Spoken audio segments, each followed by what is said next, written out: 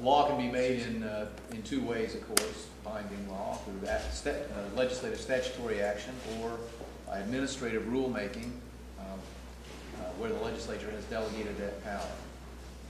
And today we're about to make formal and final new regulations, which will transform dramatically what is expected of new teachers in Indiana to receive a teaching license going forward to teach from 5th grade on. One will need to demonstrate mastery of subject matter. Math teachers will have to have majored in math, history teachers in history, science teachers in science. How to do it courses still will have their place, of course, but Indiana says this morning that what matters most in all new teachers going forward is that they know the subject matter that they are going to try to impart to our young ones. And we think it's a very bold move. I'm enormously grateful to the members of this board for their unanimous action. Change in the area of higher education comes very, very hard. And these folks have worked hard and come to a really great result.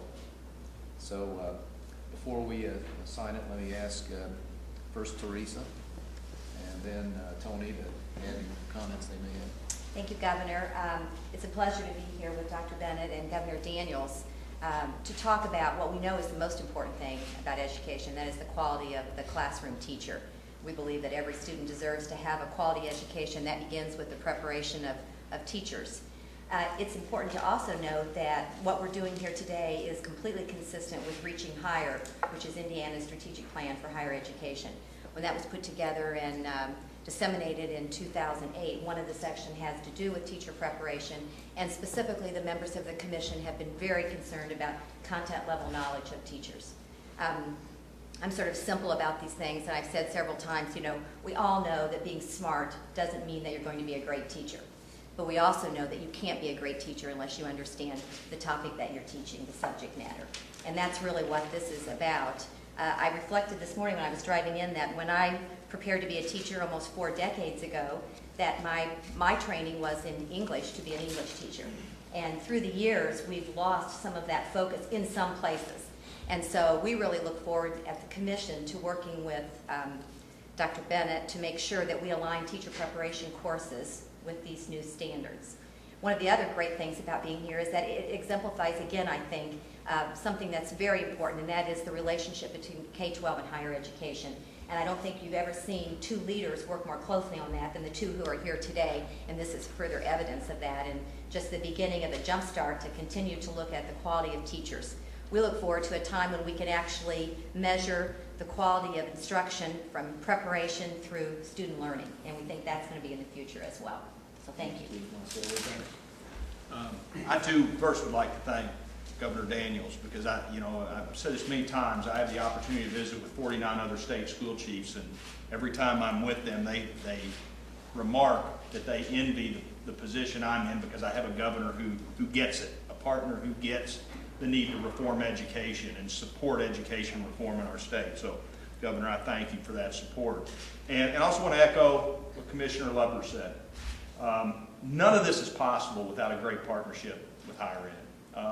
Sometimes moving K-12 is second in difficulty to moving higher ed.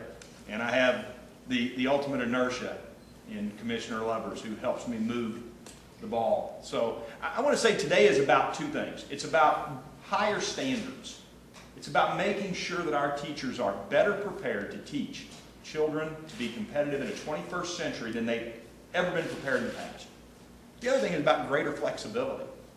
Greater flexibility for board members like Bob McEwen, who may want to hire a superintendent. Today we are going to hear from Joel Klein, the Education Roundtable. And until this thing is signed today, Joel Klein couldn't be a superintendent in Indiana. But he can be superintendent, chancellor of New York City Public Schools. Our Secretary of Education, Arnie Duncan, couldn't be a superintendent in Indiana until we sign this today.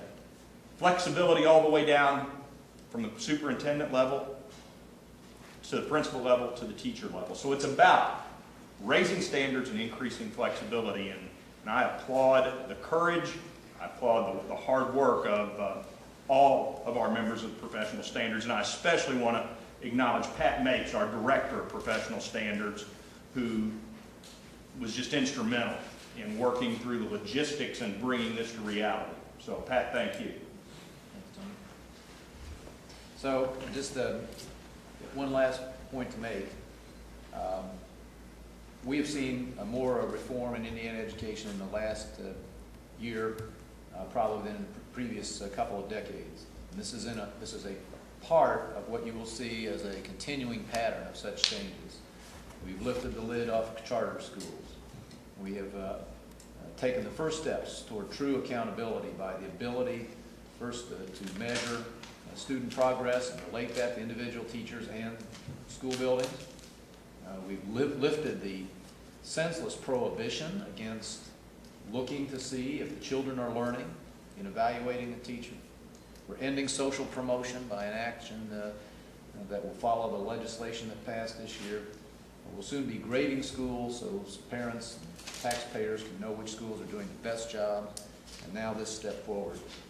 I would like to say one other thing, that today is about licensing of new teachers. Ultimately, we seek a system in which credentials and certification is secondary to results and performance. That's really in the future how we intend to decide who teaches and who doesn't in Indiana. But by raising the bar for new teachers and what they must learn, we are improving the chances that the teaching core of tomorrow will be better than that of today.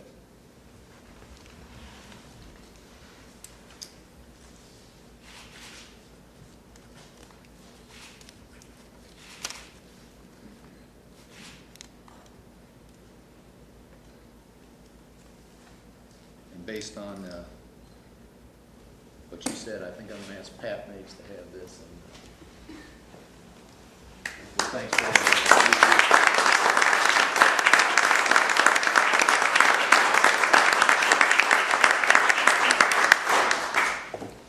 questions for anybody?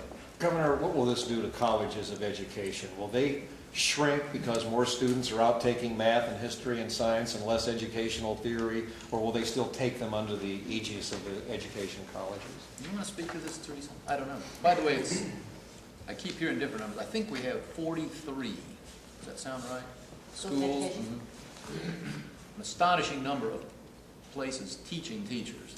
And yes, it will undoubtedly bring big change to them, but let me ask Teresa to... Well, there are some schools, Ball State, for example, which is actually requiring that your degree be in the area in which you're going to teach. So you'll see this will affect some schools more than others. You know, we're just now on the cusp of this, so I don't know in terms of an actual prediction in terms of employment what will happen. But what will happen, I think, is happening now is in the marketplace of ideas and preparation, students will find the places that are preparing them best to go into the classroom, and those places that do, the schools of education that do that best, will be the ones that thrive the most going forward. Whether we have 43 5 years from now, I don't know. We'll yet to see that. I mean, I can't predict that.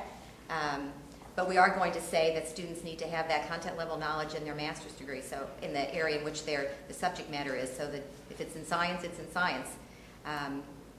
So I don't know how that will impact things, Norm. I mean, just state the obvious. Our colleges and universities will be teaching relatively more courses in math, in science, in English, in history, in content, and relatively fewer courses in pedagogy. But what adjustments this will cause, I guess each school will determine for itself. The other thing I would say is that we want accountability to reach back to the schools of education, and the new systems that the department is putting in place will allow us to look back and find out that the teachers who prepared at school A are achieving better results with their students than the teachers who prepared at school B or C, and get a little healthy competition going there too. There are a lot of different things that are part of this. Can you, Dr. Bennett, say the one or two things you think will make the biggest difference in the education future? Well, I think the governor said it very well when he used the word competition, because also in this is the opportunity for alternative certification paths for individuals to use to become certified. So what will happen is programs will come to the Professional Standards Board to be an alternative path for certification, which is a competitive process.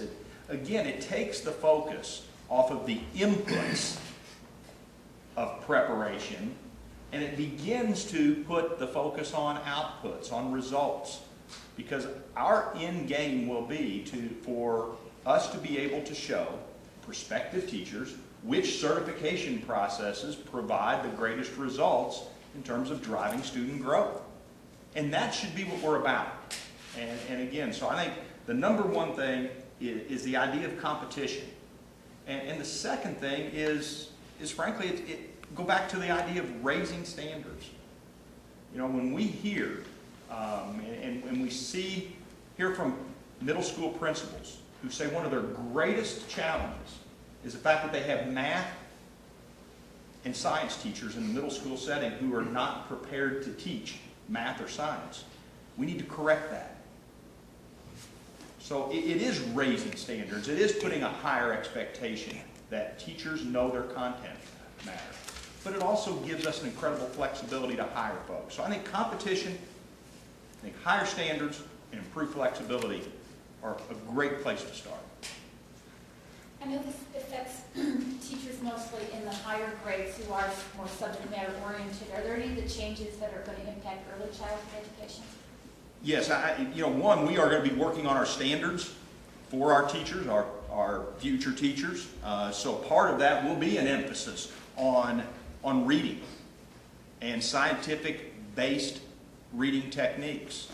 And so that is a big piece. You know, the governor spoke a little bit about social promotion. We have to make sure that our next generation of elementary teachers are prepared to teach children how to read, so that we do have well-prepared teachers making sure children are prepared to leave third grade reading at level. So that will be an impact for our elementary teachers. The most massive change that will affect elementary as well as teachers at higher grades is coming soon as we finally strip away the veil that has been over student performance. And we will know in whose classrooms children are learning or not, and regardless of grade level. And this will now be this is the future in Indiana education. The question in the teaching profession will not be what piece of paper is on the wall, what credentials did you accumulate, but did the children learn? You mentioned alternative certification. Does this establish alternative certification, or do you still, at this point, need the education? Well, Eric, that's a great question. This establishes a process for alternative certification paths to be approved by professional standards. Okay? So what will happen, as opposed to us naming alternative certification programs in the document, what we are enabling to happen would be that programs can come forward, come to the Professional Standards Board and be approved. And then they become a path for a person who may have a degree in biology or a degree in chemistry or a degree in physics to then go through that alternative path to be certified. I think we need to remember, too, that you'll recall we've done some work on alternative certification before. I remember being here with the governor when he signed the bill, which allowed someone who has a master's or a PhD in their subject matter to get their initial practitioner's teacher's license with that. And that was actually, we're the only state, I think, that is that progressive in one way. And this does not take away that. That is still in statute. This just opens up some new alternative certification routes as well. The first class of Wilson Fellows will be emerging from 4 of our schools here very soon. And these are folks who came from every different direction. We passed the competitive test, as you'll recall, in math or the scientific discipline that they had a career in. And with only the briefest of encounters with the School of Education, they will soon be teaching in schools of greatest need. So again, our emphasis is going to shift entirely in this state to performance and student success. And we're going to seek a future in which we reward better than today the teachers who succeed in helping students learn and bring accountability in any cases where that's not happening. Okay? Attorney General Zeller made his comment yesterday that he's looking into the healthcare. So there's not any comment on that. No, I mean, they're raising very important questions. It'll probably be a majority of states before it's over. And I think he was entirely justified in doing so. The legislation intrudes severely on state prerogatives. It's going to raise taxes in this state in a very large way in the future. And it's going to limit the freedom of Hoosiers and all Americans in a way that's never been done before. So the courts may decide that the federal government has the power to do all those things, but it's perfectly appropriate in the government of the people to challenge a huge expansion of government power like that. And I commend the Attorney General for taking part. You mentioned it would raise taxes in a very large way. Is there some sort of way that we can divert the money from the HIP program and maybe scale back Medicaid so that we don't see a large tax increase, or is it inevitable? Well, what's inevitable is a huge incremental cost over time. We're still working on this, but it's going to be very large. It's going to vastly outstrip the funds that the HIP program generates or is projected to generate in the future. It can have one of two effects. It can crowd out spending for education, for instance, which is half the budget, or it can lead to a large tax increase. This will be, I believe, on someone else's watch. But if the bill stands, these additional costs are inevitable. And by the way, they're on top of everything else you've read about in terms of the taxes and the cost at the federal level. This is a cost crammed down on each of the 50 states, a tax or a new burden that undoubtedly in many places will have to be covered by higher taxes. Any idea how much this might cost the state? If it were today, it would be in the 9 digits. That is a few $100 million. We're still working on this. It'll be phased in, of course, so Medicaid will be larger and more expensive when it gets here, but in today's dollars, it would be a few $100 million.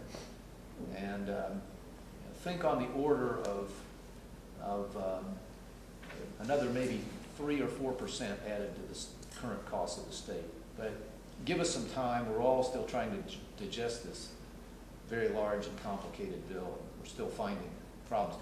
You know, we reported to the Budget Committee, I don't know if you saw it last Friday, one we hadn't seen coming at all, but one small provision of this bill strips away a bargain. Indiana got a very good deal out of the drug companies and saved a lot of money. That is going to be taken away immediately by this bill. So $25 million a year just in pharmacy rebates that will no longer be ours. And every day we look, we find something else that we'll have to wrestle with. You said before you're skeptical the legal challenge will actually work. As the specific arguments emerge, have you seen anything to change your view? Yeah. That is not a legal, you know, I went to law school, but I'm nobody's idea of a lawyer, let alone a constitutional one. No, it was just my skepticism that the courts would finally take on something like this. They have not limited federal power in any meaningful way that I can remember in a long time. So I guess maybe a better way to put it was, I don't want to get my hopes up. But many of our leading legal scholars have said that the questions that these attorneys general are raising are perfectly valid and legitimate questions. And I was just wondering whether any court would have the courage to strike down the law or part of it. Thank you.